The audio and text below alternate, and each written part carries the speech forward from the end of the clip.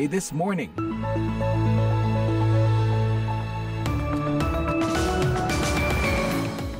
Selamat pagi, welcome to VOA This Morning yang kami siarkan dari Studio 17 VOA di Washington DC bersama saya Rifan Dwi Astono. Apa kabarnya nih? Di sini cuaca sudah mulai dingin, jadi gedung-gedung biasanya udah mulai menyalakan AC tapi ke temperatur yang lebih hangat. Dan ini kalau buat saya pribadi jadi penyebab kulit super kering. Ini saatnya untuk bekal lotion biar kulit nggak perih nih. Pendengar ya, semoga cuaca di tempat Anda enak juga nih. Dan seperti biasanya pagi ini dalam edisi Selasa 19 November 2024, redaksi VOA sudah menyiapkan sederet berita hangat dari Amerika, Indonesia, dan berbagai penjuru dunia. Di antaranya, Presiden Amerika Serikat Joe Biden menjadi Presiden Amerika pertama yang sedang menjabat yang mengunjungi hutan hujan Amazon untuk menandai upayanya memerangi perubahan iklim. Ini dilakukan sebelum menghadiri KTT G20 di Brazil. The fight to protect our planet is literally a fight for humanity. Perjuangan untuk melindungi planet kita secara harfiah merupakan perjuangan bagi umat manusia, bagi generasi-generasi mendatang. Ini mungkin merupakan satu-satunya ancaman eksistensial bagi seluruh negara kita dan seluruh umat manusia. Ditetapkan sebagai tersangka kasus impor gula, mantan Menteri Perdagangan Tom Lembong anggap Kejaksaan Agung menyalahgunakan wewenang.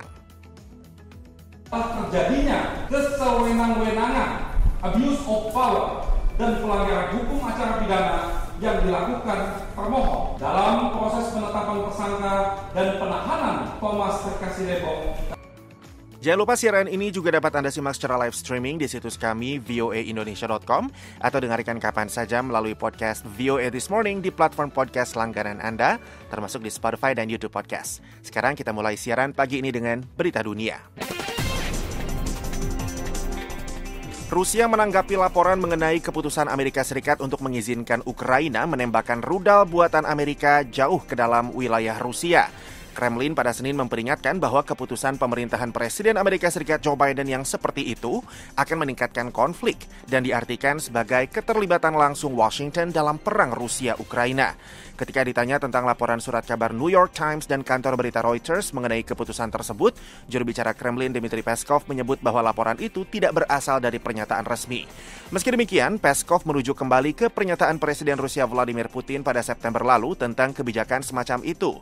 Ia mengatakan penggunaan infrastruktur dan personel NATO dalam serangan sama saja dengan keterlibatan langsung NATO, termasuk Amerika dan negara-negara Eropa dalam perang di Ukraina.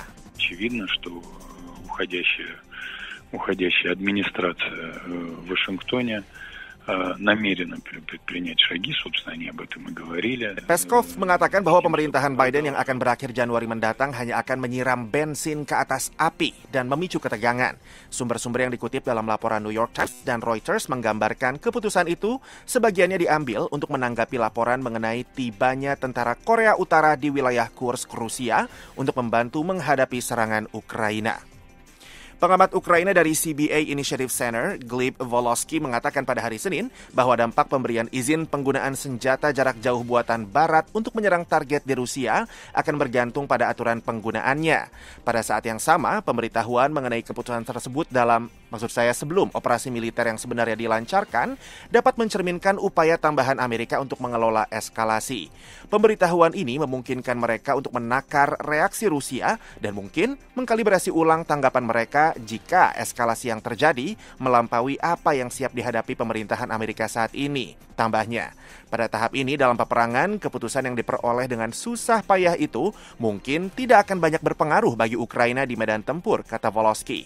Keputusan itu diambil terlalu terlambat. Andai saja dibuat pada awal musim gugur, mungkin keputusan itu bisa mengacaukan serangan balik Rusia di wilayah Kursk. Dan andai saja keputusan itu dibuat lebih awal lagi, bisa saja menggagalkan serangan Rusia ke arah Pokrovsk, ungkapnya.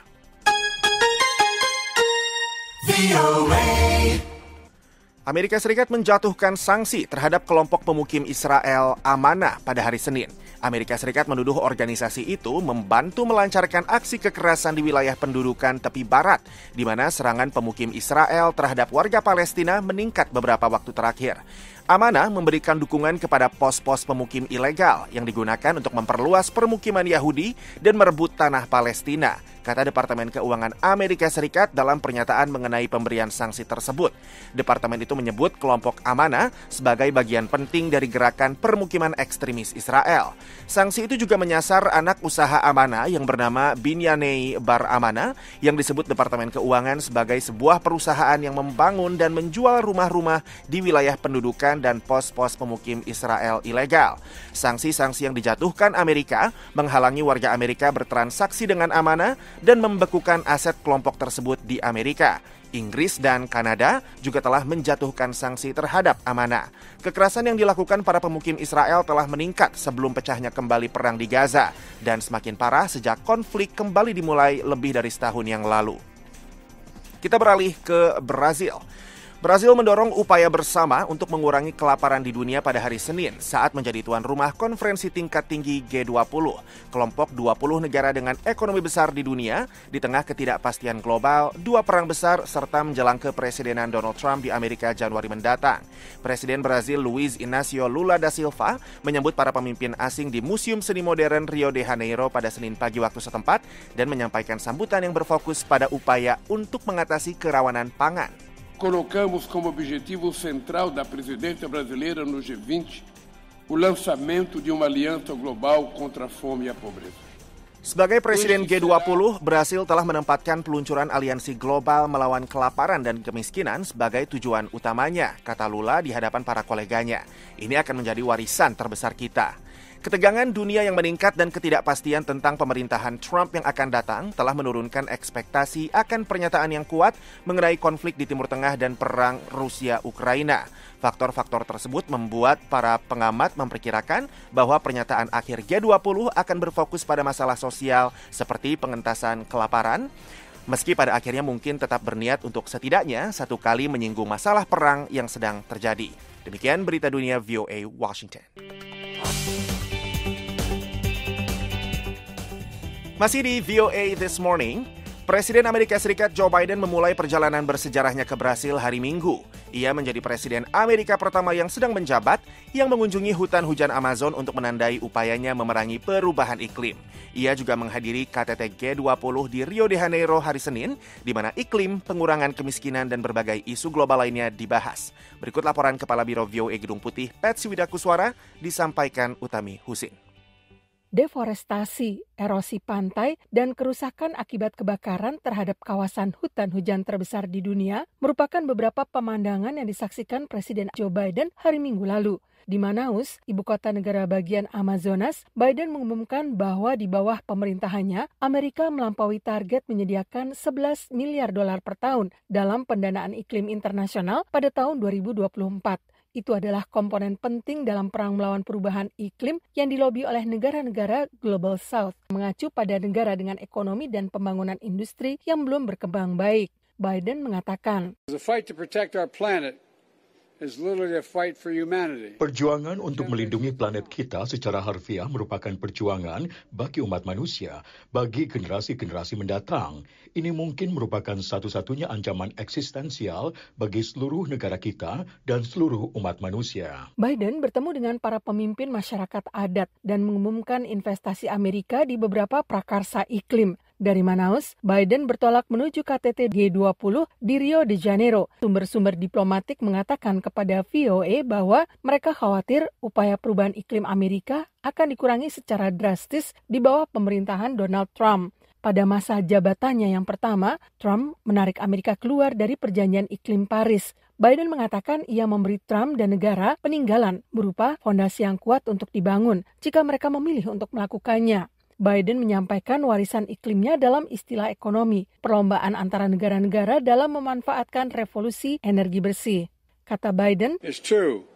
Some may seek to deny or delay. Benar, sebagian orang mungkin ingin menolak atau menunda revolusi energi bersih yang sedang berlangsung di Amerika, tetapi tak seorang pun yang dapat membalikannya. Trump kabarnya berencana akan mengurangi keringanan pajak yang berlaku sekarang ini untuk pembelian kendaraan listrik, bagian dari legislasi penting yang diajukan Biden terkait energi bersih dan perubahan iklim. Trump telah berulang kali menyebut perubahan iklim sebagai cerita bohong. Namun, Celso Amorim, penasihat utama Presiden Brasil, mengatakan, mais adiante.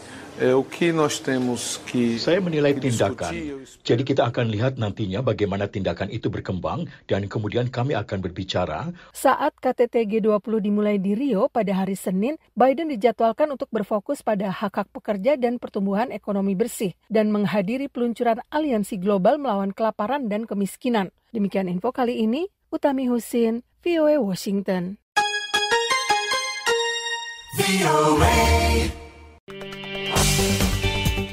Beberapa pilihan anggota kabinet Presiden terpilih Amerika Serikat Donald Trump dinilai kontroversial, baik oleh kalangan Demokrat maupun Republik. Ketua DPR dari Partai Republik Mike Johnson mengingatkan para kritikus pada hari Minggu bahwa rakyat Amerika telah memberikan suara untuk mengguncang status quo, dan itulah yang akan dilakukan oleh para pejabat kabinet baru tersebut jika penunjukan mereka disetujui oleh Senat. Berikut laporan jurnalis VOA Veronica Balderas Iglesias disampaikan Leonard Triono. Presiden terpilih Amerika Donald Trump terus membuat nominasi anggota kabinet selama akhir pekan, termasuk Chris Wright, seorang advokat industri minyak dan gas yang dicalonkan untuk menjabat sebagai Menteri Energi. Trump telah memprioritaskan para loyalis politiknya untuk posisi-posisi penting kabinet dalam pemerintahannya. Satu pilihan yang menonjol yaitu Matt Gaetz, mantan anggota Kongres dari Partai Republik sebagai Jaksa Agung, terus menimbulkan kontroversi. Sebelum Gaetz mengundurkan diri minggu lalu, Komite Etik DPR telah melakukan penyelidikan apakah ia terlibat dalam pelanggaran seksual dan penggunaan obat terlarang. Gaetz membantah tuduhan-tuduhan tersebut. Anggota DPR dari Partai Demokrat Adam Schiff mengatakan dalam acara State of the Union CNN bahwa menurut pandangannya, Gaetz tidak memenuhi syarat untuk menjabat dalam posisi yang diusulkan. Are we really going to have an Attorney General who there's credible allegations he was involved in? Apakah kita benar-benar akan memiliki seorang jaksa agung yang menghadapi tuduhan kredibel bahwa ia terlibat dalam perdagangan seks anak, potensi penggunaan narkoba, yang menghalangi penyelidikan, yang tidak memiliki pengalaman bertugas di Departemen Kehakiman dan diselidiki oleh departemen yang dipimpinnya? Senator Republik McWin Mullen yakin Senat harus memiliki akses ke temuan investigasi, tetapi mengatakan dalam acara Meet the Press NBC bahwa Gaetz layak mendapatkan kesempatan yang adil untuk dikonfirmasi untuk peran tersebut. I have no doubt that President Trump believes that Matt Gaetz is the right person to do the right job. Saya tidak ragu bahwa Presiden Trump percaya bahwa Matt adalah orang yang tepat untuk melakukan pekerjaan yang tepat. Matt akan diperlakukan sama seperti setiap calon yang ada. Pemimpin minoritas DPR, Hakim Jeffries, juga muncul pada acara di jaringan televisi NBC pada hari Minggu.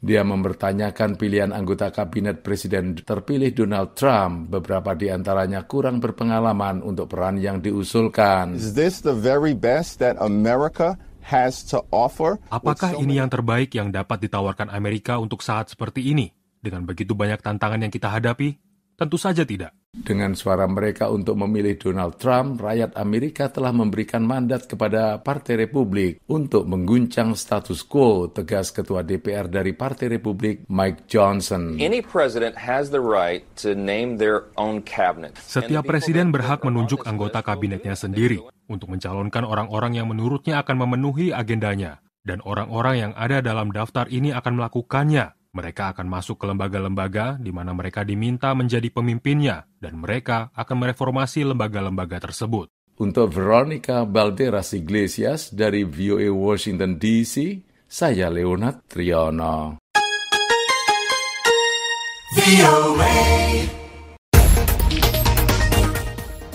Pendengar, tim kuasa hukum mantan Menteri Perdagangan periode 2015-2016, Thomas Trikasih Lembong atau dikenal Tom Lembong, menilai Kejaksaan Agung telah menyalahgunakan wewenang dalam penetapan tersangka kasus dugaan korupsi impor gula terhadap klien mereka. Dita Intan melaporkan dari Jakarta. Pengacara Tom Lembong, Ari Yusuf Amir, menyampaikan hal tersebut di hadapan Ketua Majelis Hakim dalam sidang perdana pra-peradilan di Pengadilan Negeri Jakarta Selatan, Senin 18 November. Bahwa alasan pokok diajukannya permohonan pra-peradilan ini adalah didasarkan pada telah terjadinya kesewenang-wenangan, abuse of power, dan pelanggaran hukum acara pidana yang dilakukan termohon dalam proses penetapan tersangka dan penahanan Thomas Trikasih Lembong, dalam hal ini disebut sebagai pemohon. Dalam persidangan tersebut, Ari menyebut setidaknya ada 5 kesalahan Kejaksaan Agung dalam menetapkan Tom sebagai tersangka. Pertama, katanya kliennya tidak diberikan kesempatan untuk menunjuk penasehat hukum pada saat ditetapkan sebagai tersangka dan diperiksa untuk pertama kali. Kedua, penetapan tersangka kepada Tom tidak didasarkan pada 2 alat bukti minimal sebagaimana yang diatur dalam pasal 184 KUHAP. Ketiga, katanya alasan yuridis bahwa penetapan tersangka Tom oleh Kejagung dilakukan secara sewenang-wenang atau tidak sesuai dengan hukum acara yang berlaku. Selanjutnya, Tom sudah tidak menjabat sebagai Menteri Perdagangan sejak 27 Juli 2016. Sehingga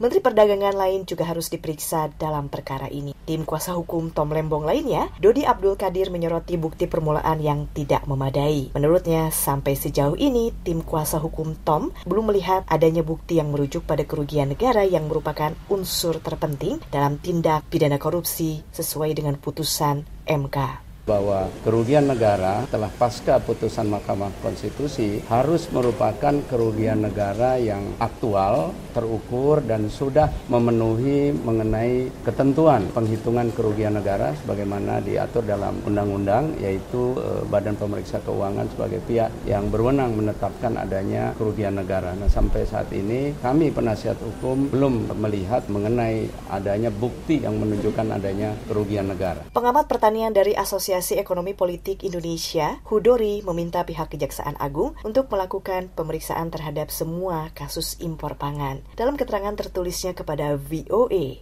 ia menjelaskan bahwa kekacauan kasus impor pangan tidak hanya terjadi pada gula. Menurutnya, berdasarkan hasil pemeriksaan BPK tentang pengelolaan tata niaga impor pangan dari 2015 hingga semester 1 2017 telah ditemukan 11 kesalahan kebijakan impor pada 5 komoditas, yakni beras, gula, garam, kedelai, sapi, dan daging sapi. Dari Jakarta, Gita Intan melaporkan untuk VOA Washington.